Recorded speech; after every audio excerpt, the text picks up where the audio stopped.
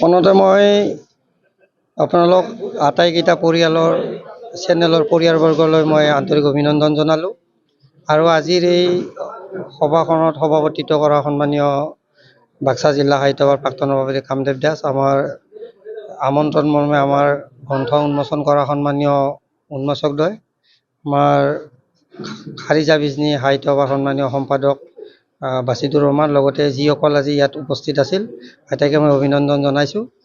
হয়, আমি মোৰ দুখন গ্ৰন্থ আজি ইয়াত উন্মোচন কৰা গৈছে আৰু ইয়াৰ উদ্যোগ লৈছিলে আমাৰ খাৰিজা বিজনী সাহিত্য সভা আৰু মানাছ আঞ্চলিক সাহিত্য সভাৰ, লগতে এই পেষ্টাইন চাংঘৰ স্বত্বাধিকাৰী আমাৰ সন্মানীয় পংকজ চৌধুৰী। তেখেতসকলে ইয়াত আজি আমাক যিখিনি সুযোগ কৰি দিলে তাৰ বাবে তেখেতসকলকো মই ধন্যবাদ জনাইছোঁ। মই গ্ৰন্থ দুখন মই লিখি উলিয়াই দিছোঁ পাঠকৰ মাজত আৰু ইয়াৰ ভাল বেয়া যিখিনি বিচাৰ্যৰ বিষয় এইখিনি পাঠকে নিশ্চয় মোক চাই মোক যোগাযোগ কৰিলে মই অনুপ্ৰেৰণা পাম, ভৱিষ্যতে মই আকৌ লিখি যোৱাৰ সুযোগ পাম। মই মনৰ ভাৱবোৰ পাঠকৰ মাজত এৰি দিছোঁ, মোৰ মনৰ যিখিনি ভাৱ এই ভাৱখিনি মই পাঠকৰ মাজত এৰি দিছোঁ আৰু এই সকলোখিনি বিচাৰ্যৰ বিষয়ে পাঠক সমাজ আৰু মই পাঠক সমাজক আহ্বান জনাইছোঁ তেখেতসকলে যাতে অকল মোৰ গ্ৰন্থই নহয় বিভিন্ন গ্ৰন্থ তেওঁলোকে যাতে পঢ়ে। ইয়াত আহি এক বিশেষ পৰিৱেশ পাইছোঁ, যিটো নেকি প্ৰাকৃতিক পৰিৱেশ, মানুহৰ যিখিনি প্ৰাকৃতিক পৰিৱেশ, এই পৰিৱেশে আচলতে আমাক প্ৰথম মোহিত কৰিছে।